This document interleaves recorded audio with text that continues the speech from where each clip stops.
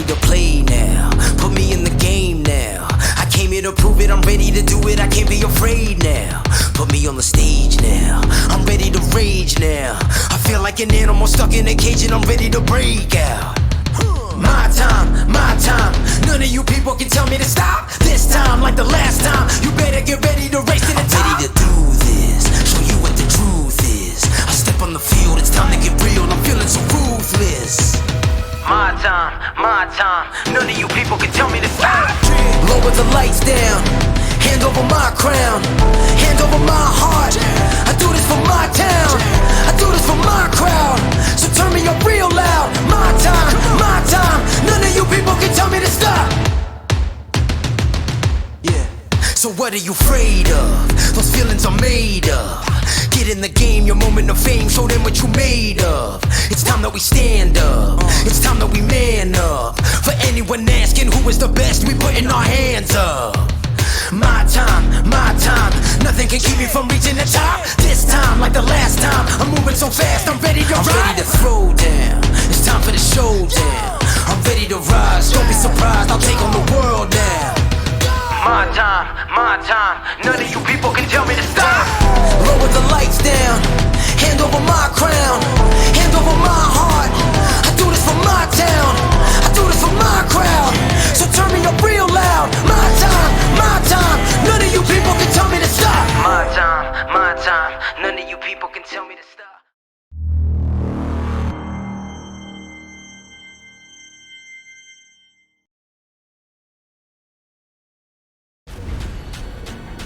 This is the original eSport racing game. This is iRacing.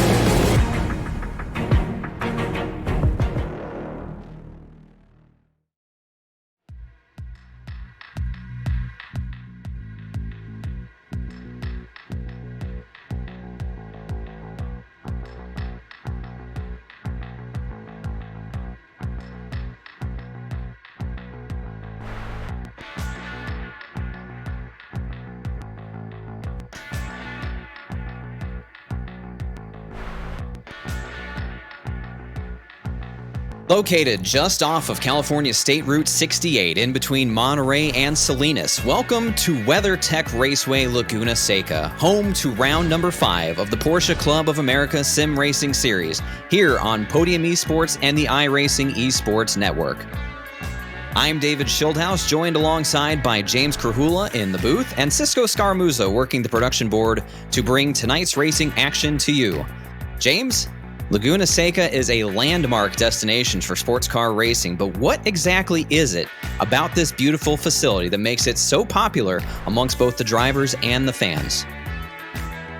Well, David, thank you. And this is this is a old school racetrack that they don't build racetracks like this anymore. We don't have a whole lot of runoff here. We have so much elevation. And that's what really helped design this racetrack. And of course, so many iconic drivers that have raced here over the years. You have names like Ray Hall and Andretti, and some fantastic racing. And who could ever forget the pass in the corkscrew back in the 90s? So this place just has so much history. It is so fun to drive. It is challenging, and it's just that old school circuit that you just don't see being built anymore. Certainly not. First opened late November 1957 was Laguna Seca, and a lot of racing history has taken place between then and now. Before we get to the on-track action, want to bring in our weekly featured guest for tonight's interview.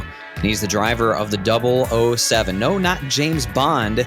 It's Eric Peterson representing PCA Oregon region. So we'll get him up into the booth and talk to Eric and get...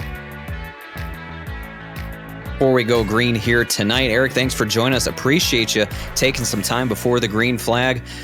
Representing PCA Oregon, couple top 20 finishes at Sebring and Coda. How's your season been going so far? It's been humbling. It's been humbling. This is my first time racing in a series like this, and as a 48-year-old guy, it's been amazing to watch some of these guys in the top 10, top 5 really go out there and leave it all out on the track. So. Well, we've been treated certainly to 4 great weeks of racing action. You've been a part of it and had some good finishes, chasing that first points finish up inside the top 7. Is Laguna Seca a track where we could see you get it in the points tonight? That's a good question. I've driven Laguna Seca in real life. I feel more comfortable at Laguna Seca, but we'll see. We'll see. It's always interesting in these Cup cars. And you talk about being relatively new to the service. What was the route for you to get here tonight, and how did you first find out about the PCA and the PCA Sim Racing Series? So I'm longtime PCA. I bought my first 944 cab back in 2002. I've owned 911s for a long time. I've got a collection of 911s. I've been doing sim racing casually with friends for a while, and when I saw that Porsche North America was going to be sponsoring this race in iRacing, it seemed like a no-brainer. Certainly, and it's been a big draw for a lot of Porsche owners, and that's obviously one of the most special and unique aspects of this entire series. So to have owners come out and race, and to bring someone who was a little more casual in their approach into a structured, formatted weekly racing series, that says a lot. But it doesn't just extend to sim racing for you, Eric. Obviously, the big thing for you going on with you and your wife Amity founding Dream Drive for Kids. Tell the folks at home watching what Dream Drive for Kids is and how you came to be the founders of that very charitable organization. Thanks. Yeah, Dream Drives for Kids is a nonprofit based in Oregon and Southwest Washington. We use a collection of cars that's really based around Porsche, around the Porsche brand, to provide distraction, to provide moments of joy to children who are undergoing treatment for cancer, for heart disease, for neurological disorders, cystic fibrosis, a wide range of childhood diseases. And so we invite them and their families and their friends into our garage. We give them a tour that, again, includes Porsche and Ferrari, Lamborghini, McLaren, and others. And then we let that child pick whichever car they want, whichever of the cars we have, and we go out for a drive. And it is magical. It's absolutely magical. We've been doing it for about 5 years now, and every weekend that we get to do at Dream Drives is an amazing weekend. It certainly sounds like a fantastic opportunity, organization, just well, like the names would suggest, a dream drive for those children to be involved with that. It's sort of like, opening up the box of Matchbox cars and picking one out and running it around, but this time in real life as a passenger at a racetrack. And so, what else can people do to find out more about Dream Drive for Kids? Where can they find out more information and get involved if they want to? Yeah, absolutely. The easiest place to go is to www.dreamdrivesforkids.com, dreamdrivesforkids.com, or if you're on Facebook, you can just search for Dream Drives for Kids. We do a lot of social media outreach using Facebook. It's the best way to get in front of doctors and social workers and families, and so we've got a great presence there. Outstanding. Absolutely. Please go check that out, www.dreamdrivesforkids.com. Well, Eric, we do appreciate the time here tonight, and we'll give you one last opportunity to say hello and thanks to everyone else who helps this thing happen for you in the Porsche Club of America Sim Racing Series. Absolutely. Hey, I want to send a shout out to the Peach State PCA guys who've invited me into their group and taught me how to be faster. William, I'm rooting for you tonight. You're in the top 10. I'm rooting for you. Everybody go out and have a great race. And thanks very much to the PCA for putting this on. Well, thank you for your time as well. Best of luck tonight at Laguna Seca, and we'll be talking to you again real soon. Thank you. That's the driver of the 007, Eric Peterson, in tonight's race. And what an absolutely fantastic organization that I'm so amazed that people are that generous to put these things together for kids to enjoy the cars that they love, James. And to see that happen for Eric, truly a worthy cause. And I couldn't think of a better thing to do. No, absolutely. That it was very, very cool to talk to a person like Eric and just see all the good in the world that people are doing and just getting creative to all the cool things and cool stuff you could do in the world for other people. And speaking of that, let's take a closer inside look at this wonderful video provided by Eric Peterson for the Dream Drives for Kids.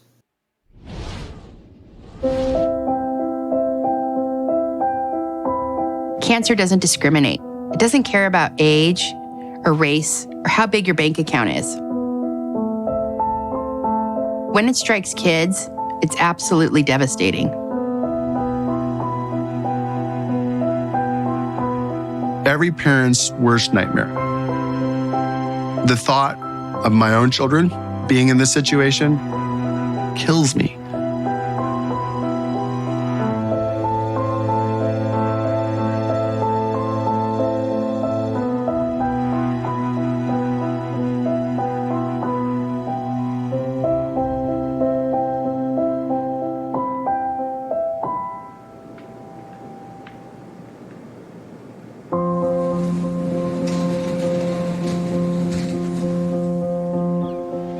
Some people collect exotic cars like trophies, just to look at them.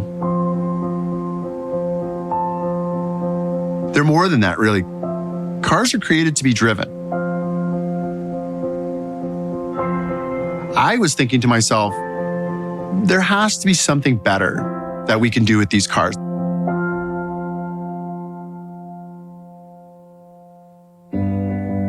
Hello, I'm Adeline, and I'm 7 years old, and I fought leukemia. I threw up a lot. I cried a lot. I didn't feel that great at all. My name is Jake. I'm 10 years old, and I'm fighting OPD. OPD stands for Oto-Palatal Digital Syndrome. I've had 2 respiratory failures and 21 surgeries. Let's see. Oh, that is amazing. So we're going to tour the Dream Drive's garage. This is so cool. Then we're going to pick a car, like maybe this super red Ferrari, and you and I are going to go for a drive. Isn't that cool? All right, go ahead and just climb yourself on in there.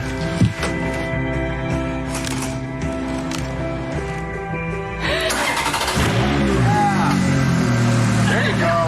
Doesn't that sound nice? That is crazy. It's like the kids we work with are going through a nightmare, and we're trying to offer them a dream.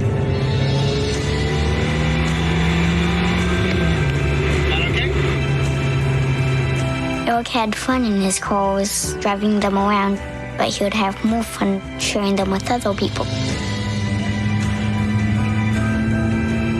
It just feels like what you're supposed to do. You know, it feels right to share and to be generous, regardless of your station and their station in life.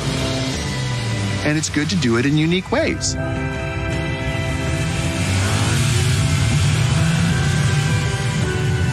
It's not about the car. It's about the person.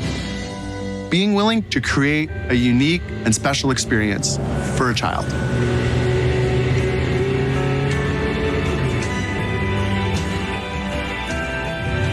We've seen kids come through this garage who've been dying. We've met with kids who have since died. And seeing the joy in their eyes and the joy in their parents' faces when they're not thinking about being sick is an incredible feeling.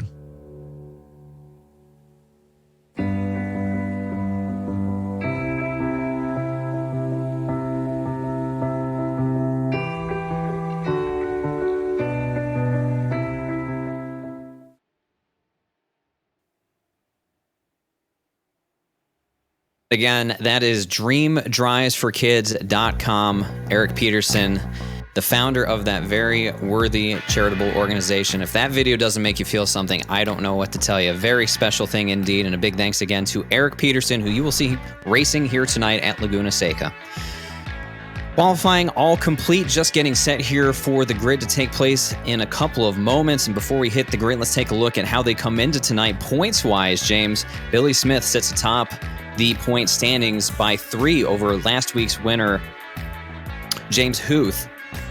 I'm sorry, last week's second place finisher, James Huth, as Billy Smith did win last week at Watkins Glen. So a 3-point lead for Billy Smith. Michael Pulisic there in third, about 5 points back. And they've really been the big 3, but another name emerges here tonight that we saw win back at Circuit of the Americas. That's Elliott Skier. So 4 guys here who are winners in their own right, battling it out at Laguna Seca. Should be a whale of a battle. We've been treated, like I said, to 4 weeks of great racing action. No reason week number 5 can't be the same. Yeah, I can't believe how close the racing has been here the last few weeks, and I know that Laguna Seca definitely will not disappoint here tonight, but I believe the cars are heading to the grid, David. They certainly are. So let's take a look at the way they will get to the green flag, and they will be led to the start by the driver of the number 45, Michael Pulisic, who is outside. The number 92 of Jason Lisner will round out that front row. Elliott Skier will line up in third, James Huth in fourth, Billy Smith, last week's winner, Watkins Glen, in fifth, William Yu in sixth. Hamilton Smith will line up in the seventh position, Mark Huth in eighth, Alberto Fonseca ninth, and Liam Rudzitis in 10th. Michelle Levesque will be starting in 11th outside, Christopher Pies. Leif Peterson will be starting in 13th. Matthew Kikas will be starting in 14th. James Patak will be starting 15th tonight outside. In this 8th row will be Richard Minkler starting 16th. Matty James will be starting 17th tonight. And then Kyle Kamer in the 18th spot. Joseph Stiefel in 19th. And Igor Soikler in 20th. Jason Stanley will roll off from the 21st spot. Jeremy Mazzariello in 22nd. John Waltman, 23rd. Brett Holmes in 24th. Charlie Yao, 25th. That man that we featured and talked to tonight, Eric Peterson, from 26th. David Stewart, 27th. Bruce Robinson in 28th. And Stephen Cugliari will round out this 29-car field set to do battle here for 45 minutes around Laguna Seca. 11 turns make up this one, 7 to the left, 4 to the right, 2.238 miles in total distance, 3.6 kilometers. That'll be the racing environment here, Laguna Seca. A lot of desert landscaping here. James, you missed these corners. You got that dirt runoff, but a lot of tire barriers as well. Yeah, again, not a lot of runoff here at Laguna Seca. This has definitely been a track that you have to hit your marks lap in and lap after lap. You cannot afford a mistake here. This track is not forgiving. Field works up the Ray Hall straight, or about to get to the Ray Hall straight there, turn 6, that sharp left-hand turn. You'll see him aim for that red mark on the inside apex. Not a passing zone right there, but the Ray Hall straight that they're on right now leads up to one of the most, if not the most, unique corners on any racetrack in all of the world. That is the Corkscrew, and a place we expect to see a lot of action here tonight, especially in the opening laps, but certainly a place that you can outbrake a guy, but we've seen in practice a lot of errors made there. Very easy to overshoot that corner, James. You see a lot of guys going off in that Corkscrew. Yeah, and I mean, it's really hard to describe the elevation change you have through there. It is completely blind. You're just having to go off of instinct and memory there and just hope that you hit your marks. We'll see how it all pans out over the next 45 minutes. Glad to have you here with us on the iRacing eSports Network for round number 5 of the Porsche Club of America Sim Racing Series. Field in the hands of Michael Pulisic. He leads them through turn number 11 onto the front straightaway, waiting to get into the restart zone and looking for the green flag. Green flag is out. We are underway here from Laguna Seca. Pulisic will lead the field down the front straightaway for the mad dash into Andretti Hairpin for turn number 2. And a very interesting battle going on for the lead right now. It looks like that Pulisic is going to wind up getting the best of that field as they're going to go 3 wide to the Andretti hairpin there. Very close quarters. That was James Huth, Elliott Skier involved there as well, along with Jason Lisner, who went 3 wide. They all made it work as they get through turns 3 and 4. And we'll set up for the run down to turn 5. Everyone single file there for the most part. One little look. This is a passing zone right here as well. If you can get a good run off the corner, get somebody positioned there for turn number 6. But everyone through and clear for the time being as they get 2 wide behind them further back in the field. But I haven't seen anyone go off. So now for the first time, they will run up the Ray Hall straight and get set up for the Corkscrew. Yeah, Alberto Fonseca was battling Christopher Pies there, backed off and gave Christopher Pies the line going into turn 6 there, and I see one car get a little bit off there. I believe that was the that was the number 5 of Mark Huth, or 34 of Mark Huth. He'll recover, and I see everyone got through the Corkscrew very cleanly. A lot of patience being demonstrated. Nobody wants to be the guy that makes the mistake down there in the Corkscrew. So for Pulisic, he's going to be the first to cross the line to lead lap number 1. Oh, and Matthew Kikas is around. Oh, and we have a car running into him there. That's Charlie Yao involved as well. Down in turn number 11, a very tricky left-hander, and that's Matthew Kikas, who's around along with Charlie Yao, as you said, James Krahula, and easy place to get things going wrong there, and I think Kikas was the first one that got out of shape, getting into the braking zone, looped her around in front of the field, and I think he hit the 888 of Kyle Kamer to set that whole thing off, but they'll get things back underway. They'll fall to the back of the pack. Kikas back there to 29th. But Pulisic nursing about a half a second lead over Elliott Skier. And like we said, it's been a few weeks since we've seen Elliott Skier as he had that epic battle with Billy Smith at Circuit of the Americas. Now finds himself in the second position. Yeah, Elliott Skier, glad to see him back here, but after his performance again at Circuit of the Americas, you definitely know that, okay, this guy, he's going to come and he's going to bring a lot of speed with him, and he's going to be a person that I'm going to have to deal with. And if I'm Michael Pulisic, I'm going to be really worried. I'm still trying to get my first win, even though that I'm the only guy that's finished on the podium here week in, week out, but still, it's at a certain point you're ready to make it to the top step of that podium. And I think that Michael Pulisic here has put in a lot of time and effort. He has the speed here this weekend. I think he's looking for that first win. Pulisic in good position to do so right now as he will lead still starting lap number 3. And yeah, he talked about no wins yet, but he has finished up on the podium each and every week. 22 points to his credit, 5 points behind points leader Billy Smith coming into tonight as Billy Smith runs in that third spot. Let's take a look a little bit further back in the field. 9th place, Liam Rodzitas runs up on the back of Hamilton Smith and Mark Huth and finds himself under assault here from Christopher Pies. So the 9th and 10th spot heating up as they go through turns 3 and 4. Yeah, and these guys really have been very, very calm here so far. And again, one thing to also keep in mind, too, is look at how much dirt is on this racetrack as well. It's very windy out here, so a lot of that dirt is getting blown onto the racetrack as we're seeing Liam Rodzitas make a aggressive move down into turn 5. And we're going to see Leif Peterson come back here on the inside. You cannot go through turn 6 side by side. And that's exactly what happened. Yeah, it's Rodzitas who runs wide there in turn number 6.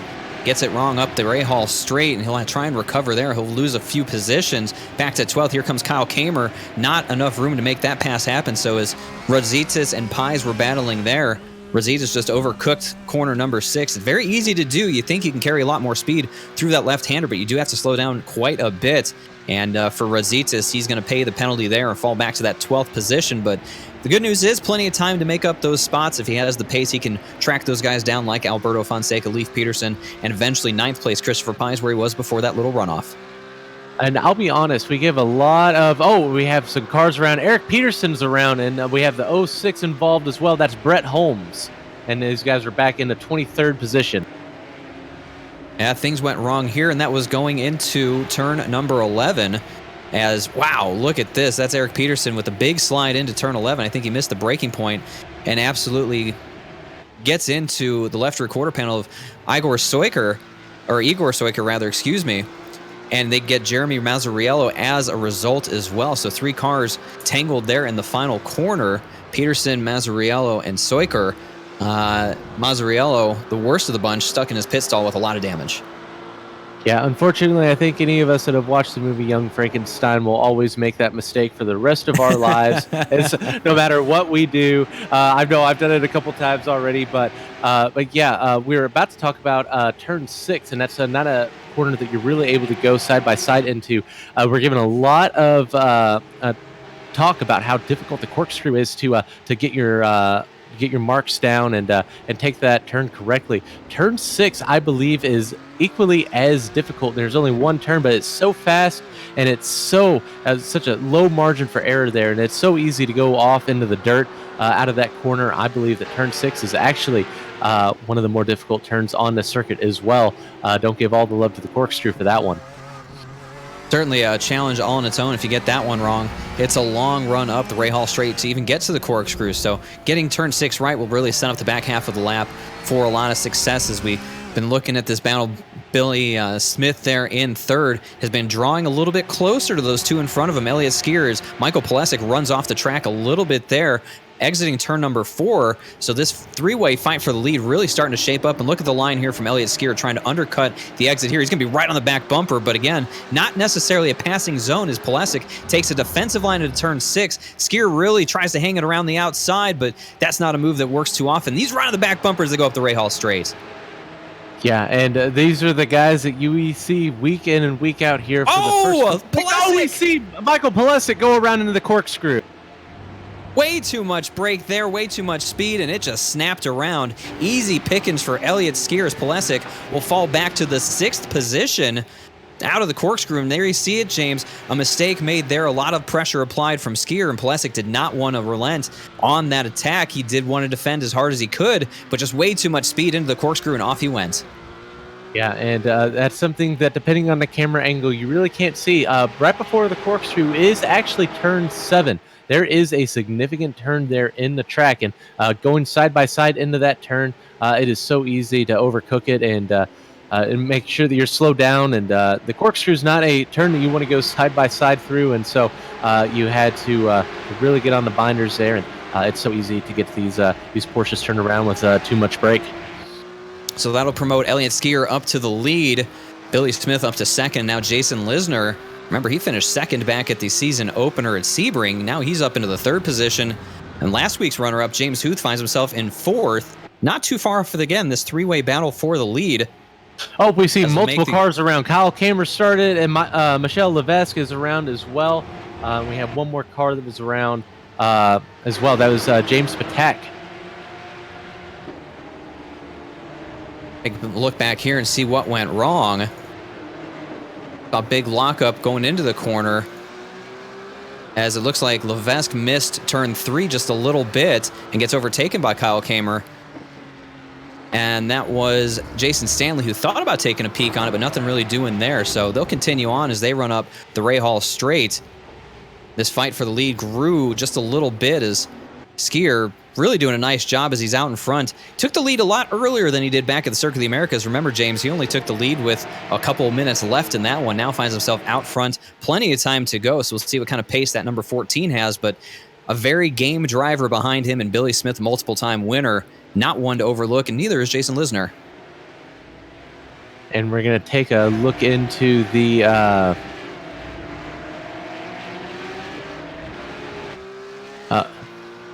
the 34 with Mark Huth, and battling right now with Hamilton Smith.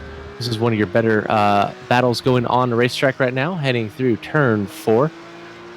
Heading up the next straight into turn 5. Turn 5 is another great passing opportunity if these guys could get a good run off of turn 4. But again, as we've talked about a couple times tonight, the run up to turn 6 is not a really easy place that you really go on to make a pass going into turn 6. But you could definitely make a opportunity going down to Rahal straight. And yeah, we'll see there. The number 5 of Hamilton Smith just could not get the run that he was looking for off that turn, and it's going to allow Mark Huth to it makes a lot of ground up going through the corkscrew there, but Mark Huth is going to hold on to that position. For the time being, Mark Huth will hold on to that 7th position. Hamilton Smith will hold on to 8th. Let's skate a little bit further back. Take a look at the 44 and the 76. Alberto Fonseca, Richard Minkler fighting over 12th and 13th. Minkler there in the 12th position in that 76. Fonseca in the 44. Giving chase here through turns 10 and 11. So we'll see if Fonseca can get himself a nice run off of turn 11. A little bit of a lockup there on the left front. That's going to hurt his corner exit speed down this long front straightaway. If there's an exit you don't want to mess up, it's definitely turn 6 and turn 11. They lead to the longest straightaways here. Turn 4 could be debatable as well, as that's a shorter straightaway, but certainly the exit of turn 11, James, so important so you can get down that front straightaway with a lot of speed and opens up an opportunity to move to the inside and make that pass going down into turn number 2. Yeah, and there's another kink going down before the Andretti hairpin, as we're going to look in a little bit closer on the battle between the 9 and the 13 right now. The 913 of Leif Peterson right now, heading up the straightaway into turn 6, heading down the Rahal straight now. But yeah, two major straightaways here that have turns thrown right in the middle of it, which makes it very interesting to go through. Look We're at the seeing 15 of Matthew Yep. Kikas. Yeah, under assault here from Stephen Cugliari down into turn number 6. Remember Kikas, who was spun around not too long ago trying to make a recovery drive himself as he runs up to the corkscrew here, now trying to chase down David Stewart in the 914. He's got a little bit of ground to go, but Stewart locks up a little bit heading in to the corkscrew. And that entry into the corkscrew, James, a place, as we've seen on a few occasions, drivers can make up a lot of ground if they get it right and don't lock up, especially if that guy in front of them gets it wrong, as David Stewart's messing up these corners left and right, missing the apexes. And you see just how much Matthew Kikas is able to draw in on the back bumper there. He made up a second in just a couple of corners. Yeah, and this is a track where if you make a mistake, there is a lot. As we see Jason Lesnar in the 92, just as we were talking about that, go off track there a little bit. Just it's so easy to get these corners wrong. And again, there's no runoffs here. We don't have to worry about any sausage curbs or track limits or anything like that. This track is very self-policing with that. It's just dirt, and it is definitely not the fastest way to get around this racetrack going through that dirt. So it's definitely a track that if you make a mistake, you're going to wind up losing a lot of time. And so this probably more than any other track that we go to this entire season, you have to hit your marks. Slide a little bit further back in the field and review that battle, or renew that battle between Richard Minkler and Alberto Fonseca as they go through the corkscrew one more time. Fonseca really seems to have a lot of pace, but he keeps catching Minkler in the wrong place each and every time.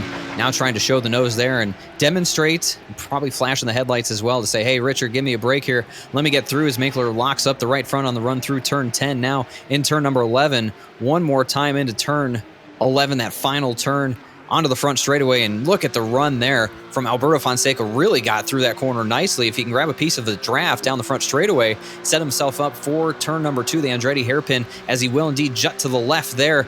Minkler tries to cover the spot. Down into turn 2 they will go. Just no room for Alberto Fonseca to make any headway and get that 12th position away as he eases into him just ever so slightly.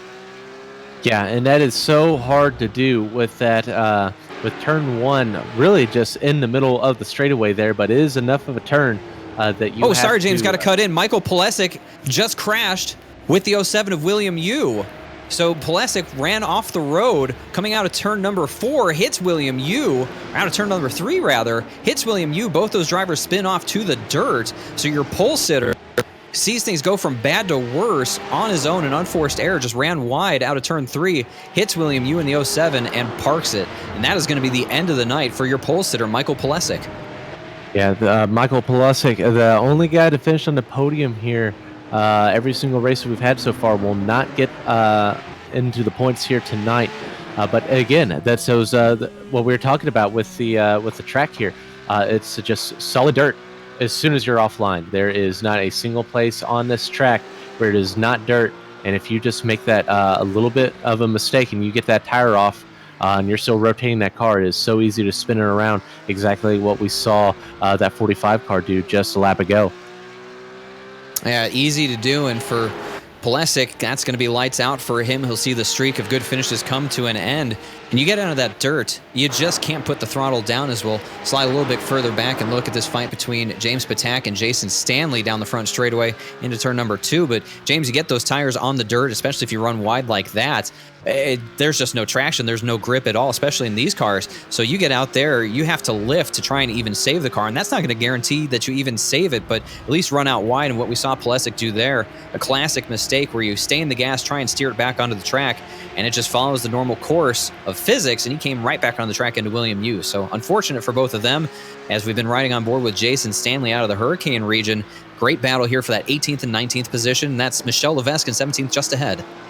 Yeah, and James Patak makes a great run there on Michel Levesque through that turn. Let's see what he's going to be able to do here through turn 6 to see if he's going to be able to make anything up the Rahal straight heading into the corkscrew. No, and as a fact, Jason Stanley is going to be the one that's going to make that run and is going to be battling and pressuring the 72 heading in here. Oh, and we see the 72 get loose. We saw a carbon copy of what we saw Michael Pulisic do earlier in the race, and yeah, that's going to be the end for the 72 here tonight. That's going to end his night.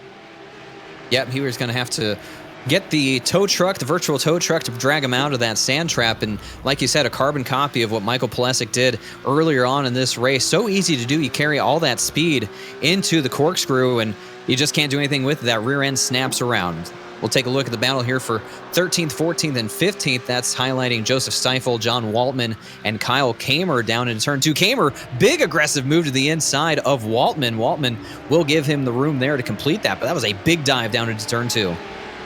That almost looked like he just missed his breaking point, but he made it stick anyway. And so that was an impressive move by Kyle to make that happen there on John Waltman.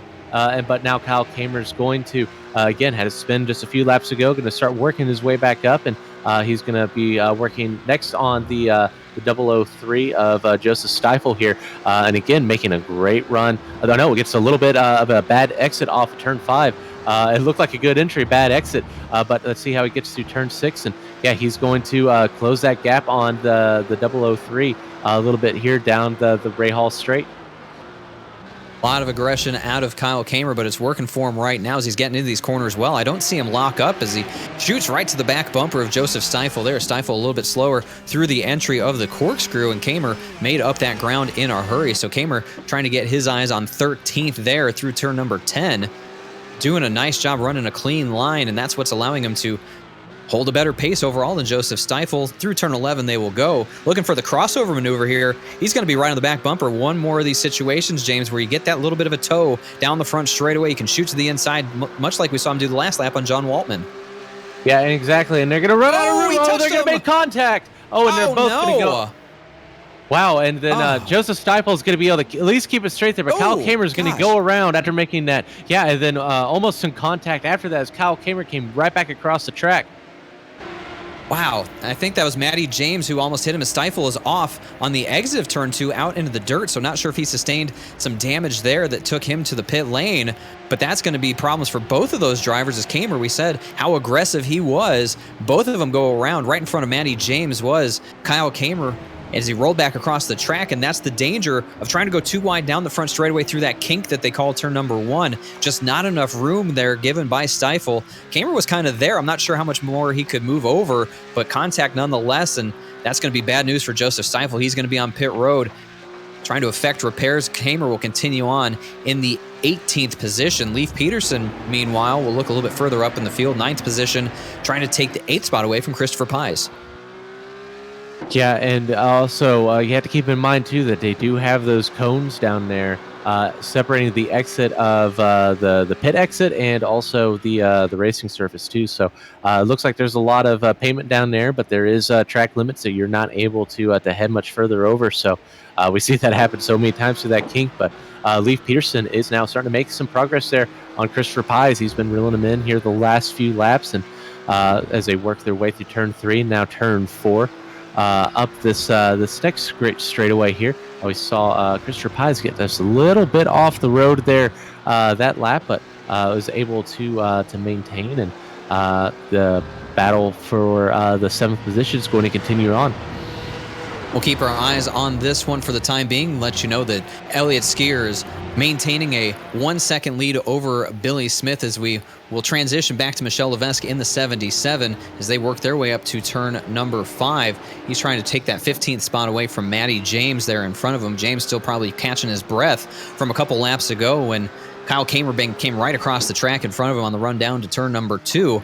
That worked their way up the Ray Hall straight, and we'll remind you that Porsche Club of America Club Racing has more than 2,000 licensed drivers and 32 sanctioned races per year.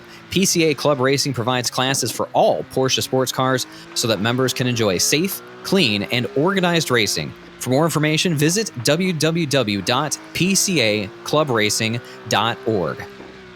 That fight for the 14th, 15th, 16th position burns on. Michel Levesque trying to work his way up through the field. And that's Jason Stanley there in 14th, just ahead of these two. And you see Levesque really deep into turn 11. So, James, you get that deep run into the corner. You make up all that space, but you can't get back to the gas. And you see Matty James pulls away down the straightaway. Exactly. Do you want to be good into the corner? Or do you want to be good off the corner? And so there's merits to both of them, and they're going to work for you at different parts of the racetrack. And Personally, I would really like to be able to be strong off the corner and really have a chance to get a good run. But speaking of someone that has been having a good run here, we've been talking about it all season long. Billy Smith slowly starting to bring that gap down. It was about 2 seconds just a few laps ago, now under a second, as he's slowly starting to reel in Elliott Skier. It's going to be again, remember their great battle that they had at Circuit of the Americas earlier this season. The only other time that we saw Elliott Skier, it was him and Billy Smith battling for that lead and swapping the lead multiple times over the last few laps. Well, Billy Smith is slowly keeping that gap right around a second right now, but he's not letting that 14 get away from him. Certainly not. And taking a look at the lap times, 2 laps ago, Billy Smith about a half a second faster this last time by. Elliott Skier pulled about 0.3 back to his side, so that gap sits about 1.3 seconds or so between first and second. While we watch these two battle through turns 3, 4, and 5, we'll remind you the Porsche Club of America hosts over 3,500 events annually across North America. Between the 10 national events and thousands of regional events, there's a PCA event for every Porsche enthusiast. PCA hosts autocross events, Concorda Elegance, drivers' education classes, driving tours, social events, and tech sessions. For more information, of course, visit pca.org/events. As we look at the 913 of Leif Peterson, still in hot pursuit there of Christopher Pies as they run through turn number 6. Pies didn't get the greatest of exits. We'll see. Does Leif Peterson send it up the inside down into the corkscrew? No, I'm one turn too early. I apologize. That was turn 6. They just went through. My apologies there. Now the run up the Ray Hall straight. Peterson not really in range, gets on the binders a little bit later. That'll help draw him in, but not a passing zone there. Yeah, but we've seen, again, Leif Peterson slowly start working his way up throughout this event. So now working on the 11 of Christopher Pies. And Mark Huth is not too far in front of them as well. So they've been keeping him in their sights as well. And they're slowly both gaining on that 34 car. So we might have a three-way battle in this position. Might turn up for the 6th position as we're going to head back and check out the number 07 of William Yu. Now currently battling and making that pass on the number 76 of Richard Minkler going into turn 11 and heading down the front straightaway. William Yu trying to recover after his contact with Michael Pulesic not too long ago when those two were battling around that 5th position. Yu now in that 10th spot took it away from Richard Minkler with a nifty move through turn 11. Minkler under pressure now from the 44 of Alberto Fonseca. Those two have seemingly been linked together for a long, long time now. On track to run 32 laps around Laguna Seca here tonight on lap 17 right now. So that puts us a little bit past the halfway point. And well, since we're at that halfway point, let's take tonight's iRacing Midway Race Break, brought to you by iRacing, the world's leading online racing simulation. As they run on lap 17, it is Elliott Skier enjoying a 1.5 second lead over second place Billy Smith. Jason Lisner runs in the 3rd spot. James Huth 4th. Hamilton Smith, quiet run but productive nonetheless, in 5th. Mark Huth in 6th. Christopher Pies 7th. Leif Peterson in 8th. Liam Radzitis in 9th. And William Yu rounds out the top 10.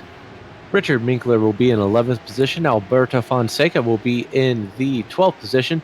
John Waltman is currently in 13th. Jason Stanley in the 14th position. Matty James runs 15th. Michelle Levesque in the 16th position. Kyle Kamer in the 17th spot. Matthew Kikas is in the 18th position. David Stewart runs 19th. And Stephen Cugliari runs in 20th. Charlie Yao currently rides in the 21st spot. Bruce Robinson in 22nd. Brett Holmes 23rd. Igor Soiker in 24th. Jeremy Mazzariello in 25th. Joseph Stiefel 26th. James Patak 27th out of this event, along with 28th place Michael Pulesic, your pole sitter, and 29th Eric Peterson rounds out this 29-car field. And that will conclude tonight's iRacing at Midway Race Break. With over 80,000 drivers on the service and over 80 laser scan tracks and cars to choose from, iRacing is the original eSports racing game. For more information, visit iRacing.com today. As we look at the battle here, and we've been watching a lot of cars working their way around this racetrack. That's the 26, of course, along with others. That's Stephen Cugliari chasing down David Stewart in the 914 out of turn number 3. Cugliari trying to break into that top 20, currently in the 20th spot, but wanting to advance a few more. Yeah, and we saw Stephen Cuglieri try and maybe think about making a move into turn 4. Wisely, they're both going to lock up into that turn, but Wisely backs out as we're going to move over now to Leif Peterson, who's been having a great battle here with the 11 of Christopher Pies, and he's going to make that move going down the outside of the front stretch here at Laguna Seca. Let's see if Leif Peterson is going to be able to hold off that battle with Christopher Pies. Christopher Pies gets a good entry, and he's going to go back under. They're going to go side by side here into turn 3. Great battle here for that 7th and 8th position. Neither driver wanting to give an inch right now. Pies nowhere to go there on the run out of turn 3 as they set up for 4. Peterson out ahead and clear. We'll see if Pies can get a good run down to the straightaway, a good passing opportunity down into turn 5 right here. Going to have to send it in deep if he's going to do it. Shows the nose, but no room down there. Peterson's going to hold the position for now, but a great battle for 7th and 8th. Yeah, and that is one good thing that we have here with Laguna Seca is that we have so many corners that go back and forth, left and right, so that it's so easy to get the upper hand, and then if you just maintain on that outside where you're going to have the inside for the next corner coming up, and so produces some really, it's not a wide racetrack at all. It's a very narrow racetrack, but we still have that side-by-side racing, even considering that fact of it being so narrow here, and really no runoff too, so no margin for error as well, which seems to be the theme of tonight, but it's something that makes Laguna Seca be able to be such a racy track. Peterson will hold on to that spot as they were almost too wide through the corkscrew. Not sure how that was going to play out as the clouds move over the racetrack as well in certain areas, certainly down the front straightaway shaded at this point, so that might have a little bit of an effect on the way these Porsche 911s drive around WeatherTech Raceway Laguna Seca, but nonetheless, 20 laps up on the board, about 17 minutes to go. We'll take a look. What was the call out on the number there that we're going to be looking at? The 15 of Matthew 15. Kikas. Matthew Kikas. Yep. Yep. Indeed, Racing with Kyle right Kamer now. there in front of him in 16th. Kikas there in 17th. Down the front straightaway, they'll go into turn number 2. Matty James just ahead of these two in 15th. So this battle in the back half of that top 20, but they're still scrapping like it's for the win. And David, I've been paying attention to the track temperature. It has dropped almost 15 degrees in just the last 5 minutes. This cloud cover has really affected how this track is going to be driving. These guys, we're going to probably be looking, it might be interesting to see and watch the lap times to see if these lap times start coming down, as we saw it just drop another 2 degrees. And just as I started this sentence just not too long ago. So these lap times, these guys are going to be enjoying that grip, and we're going to see them really start to probably drop those lap times and put in some quick laps here. It's amazing, this dynamic weather in the iRacing service, how it can affect the way that these cars will get around the racetrack. The dynamic weather, of course, affecting the on-track temperature as well as that ambient temperature drops. And as I noted, the clouds all the way across the racetrack here. And yeah, that's going to add a little more grip for these guys. So we could see an uptick in the pace. After 21 laps, it's hard to imagine they could be going faster. But yeah, when the track cools down that much, these tires, well, they don't take the abuse quite like they did. And as we have report of an issue, Christopher Pies there in the 11, he's around heading into turn number 10, so just after the corkscrew. Yeah, runoff there from turn number 9, gets into the gravel, James, and another one bites the dust. Yeah, he bit that dust and it spun his car around, and quite literally that is what we have here. I believe that when it's in the spring, and I believe that it's grass around here and not just dirt. It's the same thing that we kind of see at Sonoma. It's beautiful in the springtime, and that's when none of us go and race at those racetracks. But yeah, you get right around there, and again, put a wheel off, and there's no room for error here. And it's so easy to get that right rear off and lose that traction, spin across the racetrack. While we have a calm moment, we'll remind you that the Porsche Club of America is the largest single marquee car club in the world, with over 130,000 members across North America. There are also 145 PCA regions throughout the United States and Canada, so that you can get involved locally with fellow Porsche owners. If you're not already a member of the Porsche Club of America, PCA membership is only $46 per year. PCA membership includes a subscription to their award-winning magazine, Porsche Panorama, and access to the members-only section of the PCA.org website. To join PCA, visit www.pca.org. pca.org/join-Porsche-Club-America. So we look at Leif Peterson one more time, working his way down into, what is this? This is turn number 5, I believe, as he makes the run up the hill here for turn number 6. So talk about Peterson. Up about 6 positions up to that 7th spot, and we'll slide back a little bit further just to that 10th spot. William Yu, again, that recovery drive for him after contact with Michael Pulesic trying to chase down Christopher Pies. Pies seemingly has been under assault all race long, James, from one driver or another. It was Leif Peterson for a while. Now it's going to be William Yu. Yeah, there's been multiple drivers that have been making some great moves, and multiple drivers that feel like they just had to defend people off this entire race.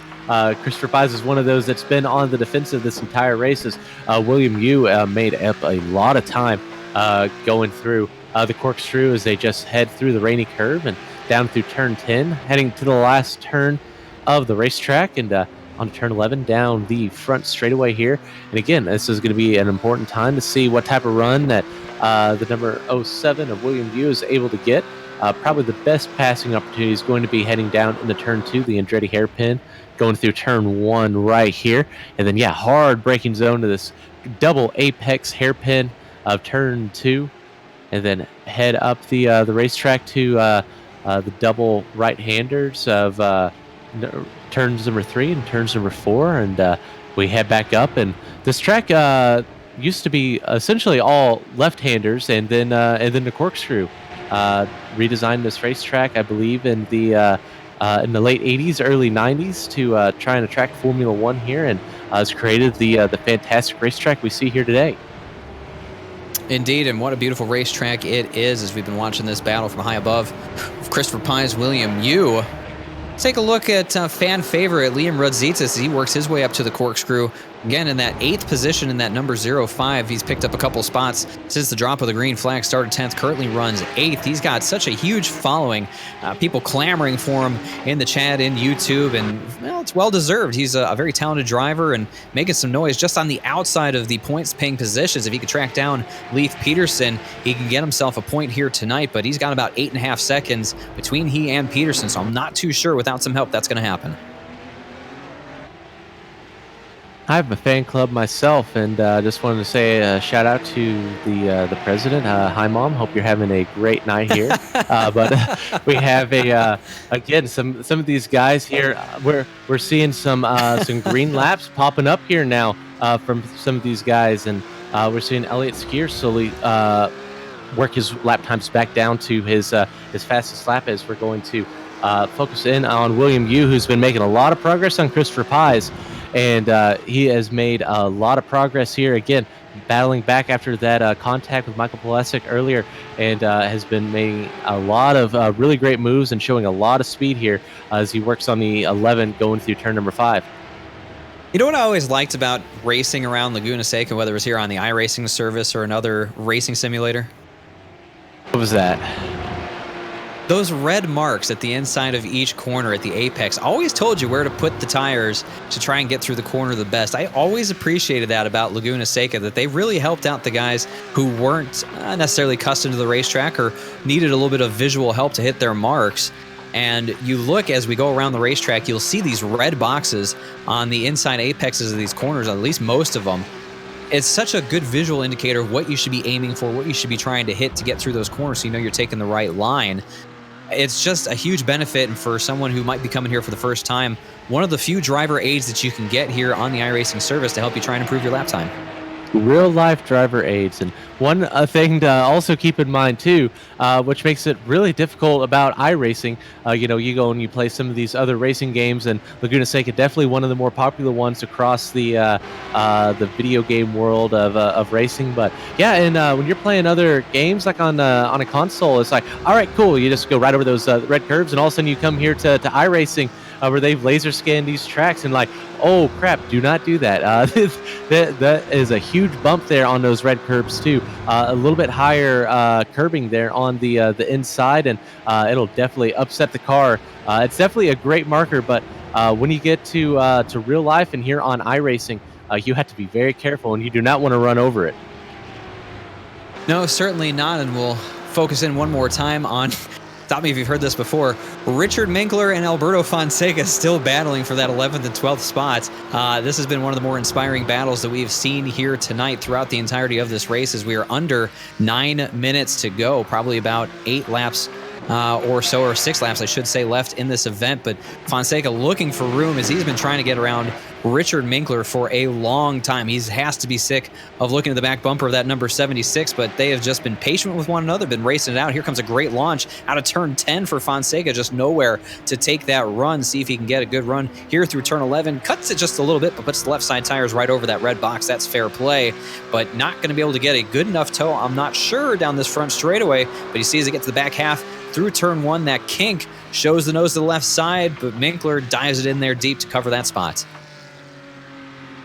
Well, we've been talking about the track temperature dropping nearly 20 degrees here over the last few minutes, and Elliott Skier just ran the fastest lap of the race, running a 1:24.824 here, and that is 26 laps into this event that he's running that speed. So those clouds will definitely have a lot to do as we're going to look back in at the number 05 of Liam Rodzitis battling now. Going through the turn number 6 and heading up the Ray Hall straight.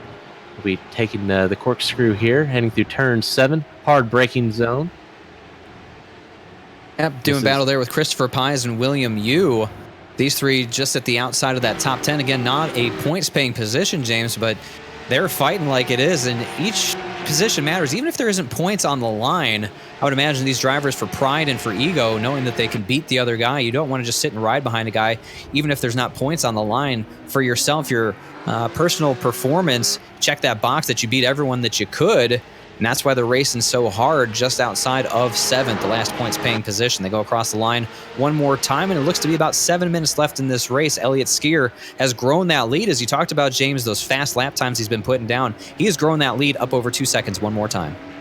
Yeah, exactly. Elliott Skier putting on the hurt here late in this event. But again, that it's very easy to do. He's been in control this entire race. After Michael Pulisic spun going into the corkscrew earlier, and we've seen him just kind of maintain that gap, and towards the end just really start to put on the hurt here for the rest of these guys, and looking to make it 2 for 2. He's run 2 races here so far this season, has been able to make all the races, but racing with real life racing buddy Billy Smith. These guys race together in real life in the real Porsche Club of America racing series that travels across the country. So these guys are definitely no stranger to each other in the real world, and now heading here to iRacing as well to enjoy the battle again. But again, Elliott Skier 2 for 2, and it's very easy. That should move him up if he's able to hold on. That should move him all the way up into the top 5 in points, and very much back into this points battle. Elliott Skier gets around the slower car of Bruce Robinson. Robinson currently in that 19th position, so he will go 1 lap down. Next driver that Skier will be looking at to put a lap down is going to be Matthew Kikas, who's just working his way outside of the corkscrew. So clear track ahead of the leader for the time being. Might not even be before the end of this race that he catches the next car. So these guys will have to work through a couple of slower cars, but seemingly, as we look at Billy Smith, a lot of cars around him right now as he tries to deal with them. Who's that? He's got Charlie Yao behind him. He's getting around Bruce Robinson right now, and that's David Stewart right in front of him. So the traffic for Skier, he handled it much better than Billy Smith was able to do so, and as a result, that lead has jumped up over 3 seconds now. So that tells you just how much lap traffic can affect the way that these cars can get through the track, as Bruce Robinson will go around behind them out of turn number 10. Jason Lisner is through in 3rd place as well. But, we haven't seen too much or talked too much about it here tonight, James, as these guys have been relatively close on pace, but the slower cars given way for the most part, but a little hairy moment there for Billy Smith. Yeah, and I'm watching right now the battle, watching with Christopher Pies. These guys are still going at this three-way battle for the 8th, 9th, and 10th position. But again, we haven't had too much lap traffic to worry about here as well. These guys have, of course, been very cordial when they have been coming up to get lapped, and Again, but also Elliott Skier's just had so much pace here tonight as well, moving up through these cars that they're not going to be too much of a challenge for him. And one thing to also kind of keep in mind as well is the sun's back out, and that track temperature is starting to creep back up, heading back up into the 90s now. But it's just crazy how much that track temperature has changed here over the course of this 45-minute race. Certainly had its dips and peaks in temperature. The sun basking widely and proudly all over the Laguna Seca Raceway. And as a result, like you said, the track temperature is jumping back up. The lap time slowing down as Rosicas misses turn number 5 just a little bit. Shot way through there, locked up big time. That'll allow Christopher Pies to close in on the back bumper as they run through turn 6 up the Ray Hall straight towards the corkscrew. So this three-way battle for 8th, 9th, and 10th continues to rage on between these drivers. Rosicas trying to hold on to that 8th spot under a lot of pressure from Christopher Pies, William Yu. These three are going to do battle until the checkered flag. Yeah, this is your best battle on track as we speak. Not a lot going on up front as that lead is now up over 3.5 seconds over Billy Smith.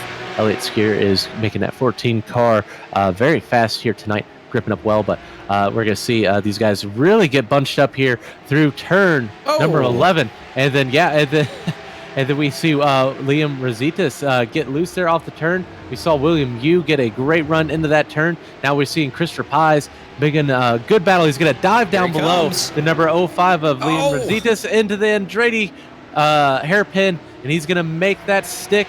Let's see if Liam Rosicas is able to come back. He's not going to be able to give the spot to Christopher Pies. He makes that spot and takes it there from Liam Rosicas.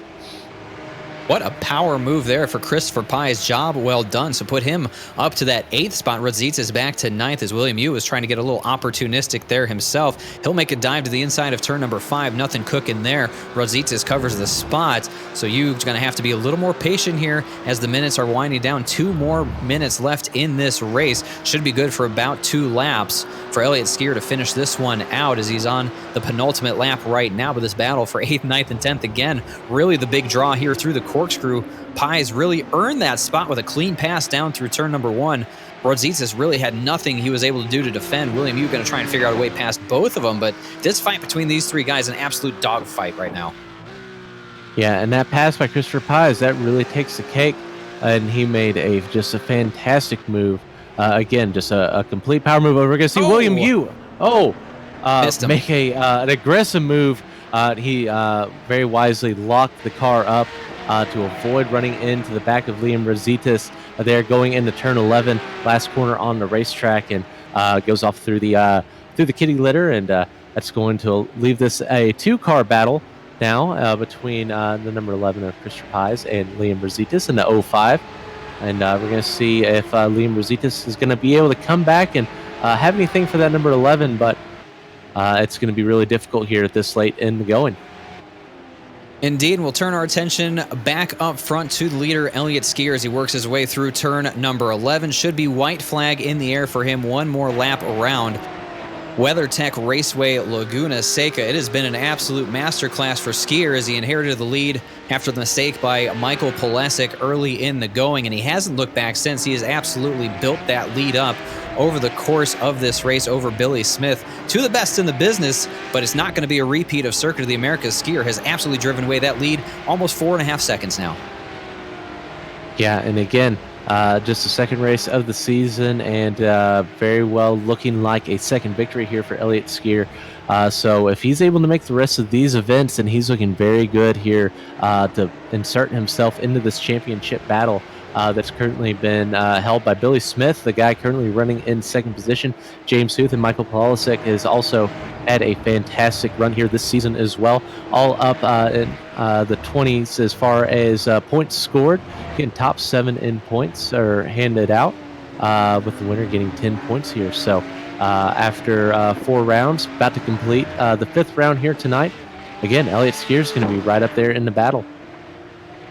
See how it all shakes out 1 week from now when we get the point standings updated. And of course, you can go to PCA.org, PCASimracing.org to find out more. But Through turn 10 for the last time, eyeing turn 11, Elliott Skier, the man in control. He's going to go 2 for 2 here in the Porsche Club of America Sim Racing Series off turn number 11. A little bit of a wiggle out of the rear end, but down to the checkered flag.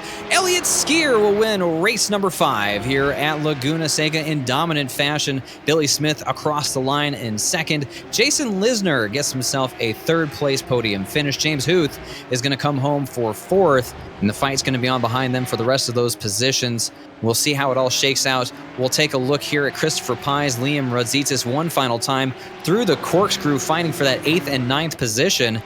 Pie's going to be in the power position right now. Not a lot that Liam Radzitis is going to be able to do, save for a desperation send into turn 11. Nothing doing as Radzitis runs wide. Not going to pan out for him. So Christopher Pies is ultimately going to win out this very inspiring battle just at the back half of the top 10. He'll get back there for the 8th position as the rest of these drivers will look to finish out strong here. Alberto Fonseca, Richard Minkler, another great battle that we saw all around the racetrack tonight. It's going to be won by Richard Minkler. He'll come home in the 11th spot. Fonseca is going to have to settle for 12th. A little bit further back, we'll look at Kyle Kamer work his way through, trying to complete a very positive race overall. He's had some ups and some downs in that 888, but off turn 11, he's looking to size up a 16th place finish.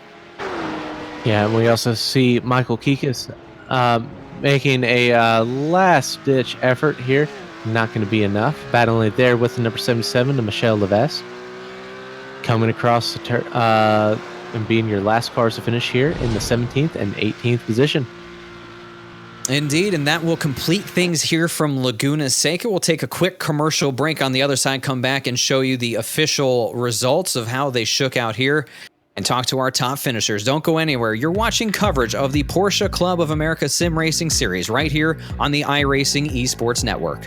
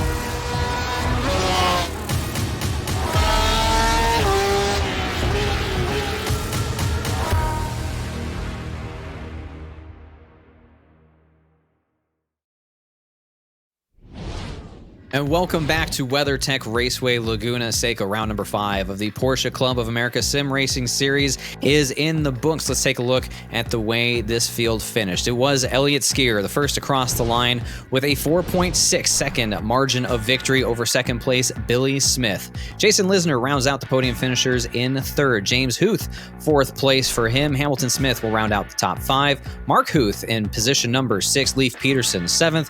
Christopher Pies 8th. Liam Rudzitis in 9th, and William Yu rounds out the top 10.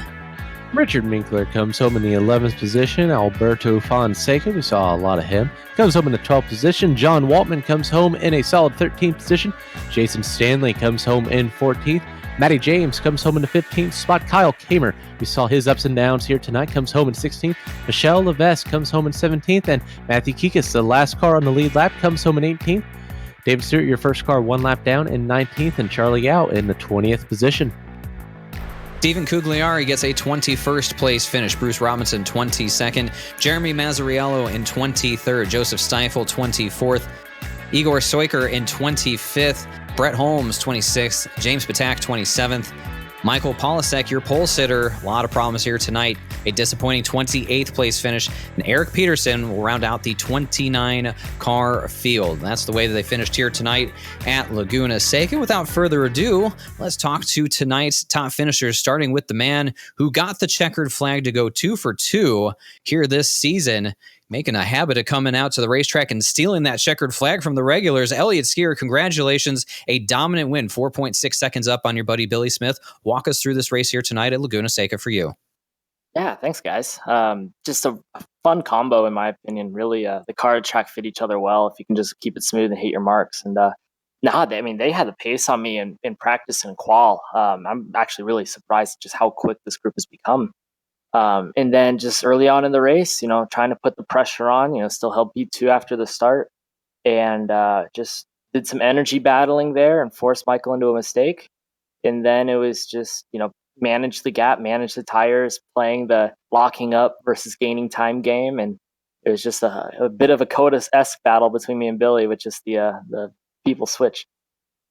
That brings me into my next question. Last time we saw you was at Circuit of the Americas, where you had a fantastic battle with Billy tonight. Not as close between the two of you, but as we saw the clouds move over the racetrack and that ambient and track temperature drop, we saw a big uptick in the pace from you. You ran your fastest lap of the entire race not too long after those clouds settled in. How much different did the car drive when the clouds came over?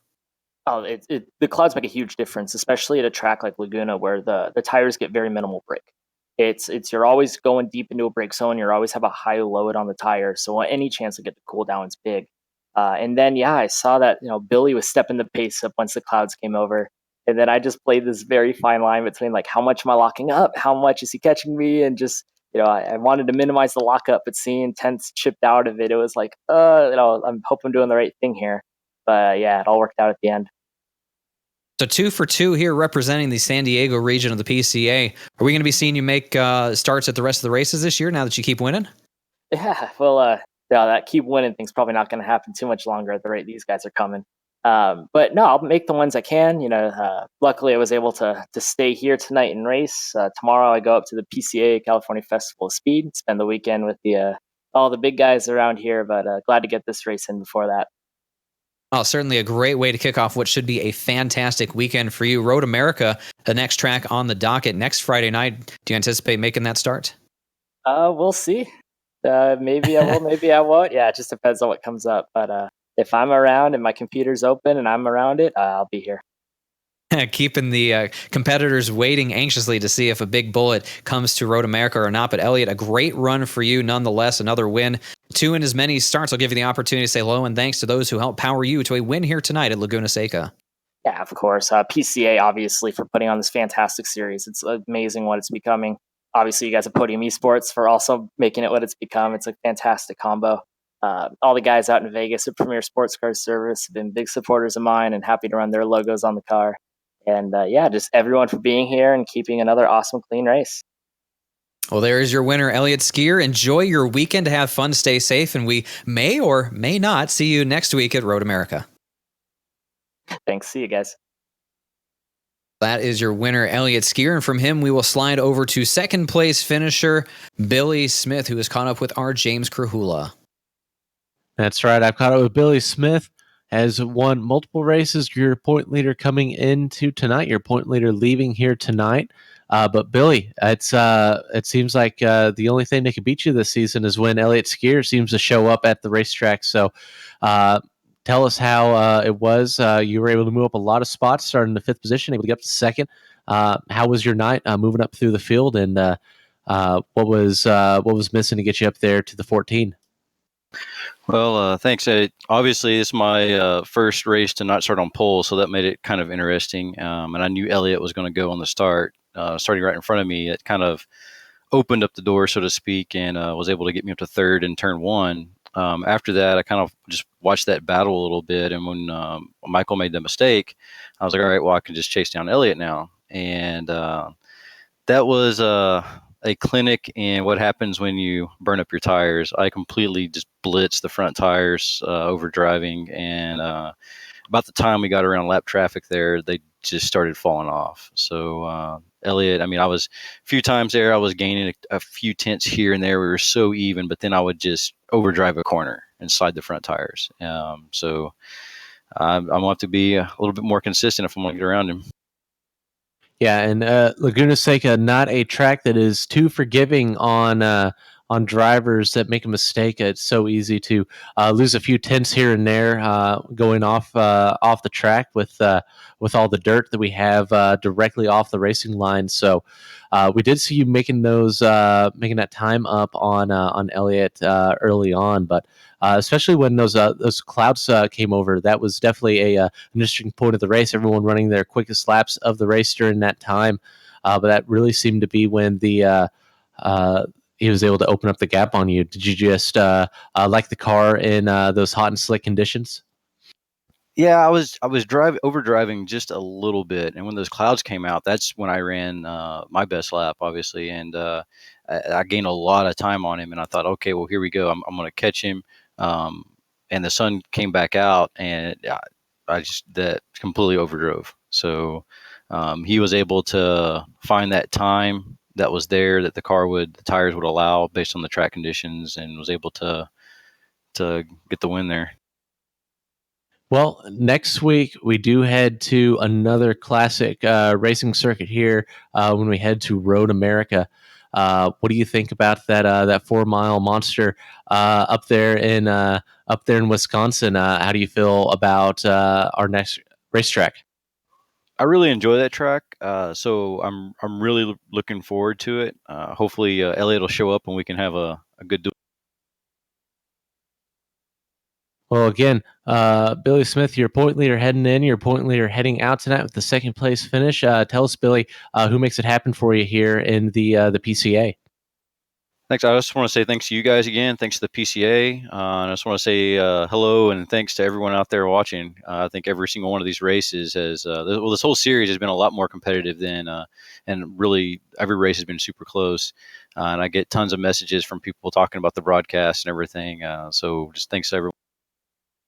Well, it's real easy when you guys put on the show that you guys have here over the first few weeks, and makes it very easy to put on a good show when we have some entertaining drivers to watch. But again, Billy Smith comes up with a second place finish here tonight, and David, also are going to meet up with a person that we haven't had a chance to talk to too much so far this season, but has had some very solid runs. Finally gets up onto the podium. I believe you caught up here with Jason Lesnar.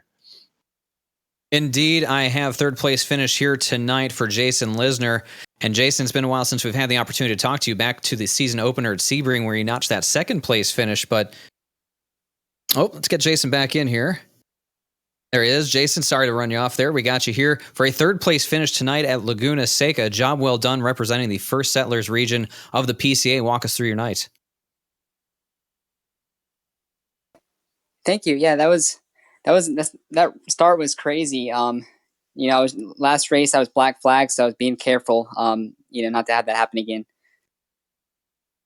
Yeah, certainly not the start that you wanted back at Watkins Glen a week ago with the black flag that really derailed your entire race. But, you started second, finished third. You saw a great battle in front of you between Elliott Skier, Billy Smith, and Michael Pulisic. When Pulisic went off up at the corkscrew, that sort of inherited that podium position for you, and you remained largely unchallenged for the rest of that race from behind. You were pretty close to Billy Smith. Was there anything that you could do to try and reel on that 7 to get that second position from him? I think really just hit, going a little deeper in the braking zones and just hitting my lines spot on is really what I had to do. Road America on the schedule up next Friday. What are your thoughts heading out there? We're going to practice as much as possible. A good strategy for sure. Well, Jason, I'll give you the opportunity to say hello and thanks to friends, family, sponsors, and everyone else who helps you get home to a third place finish here tonight at Laguna Seca. Yeah, I just want to thank my family and the Geek Squad for fixing my computer right before the race. Well, there you go. Always good to have friends available to help get the technical things in line. Congratulations on a third place finish, Jason. We'll look forward to seeing you next week at Road America. Thanks. So that is third place finisher Jason Lisner getting back on the podium for the first time since the season opener at Sebring. And James, we saw another entertaining race, not necessarily the fight for the lead that we've grown accustomed to seeing over the past 4 weeks, but a lot of great battles in the mid-pack that made this race one very entertaining event. Well, we saw a lot of battles for the lead early on in this race, but Laguna Seca did not disappoint. We had some fantastic battles throughout the field. And again, with the as challenging of a racetrack as this is, we saw so many mistakes and that allowed to open up more battles and just very, very entertained here tonight. Laguna Seca is always such a fun track to head to, and can't wait to head to probably my favorite road course here next week, Road America. We'll be ready to bring that to you as well. Next Friday night, 9:15 p.m. Eastern Standard Time, we will hit the airwaves for round number 6 of the Porsche Club of America Sim Racing Series from Road America. More racing to come here over on the Podium eSports Network. Sunday night, we'll take our truck series to the Dover International Speedway.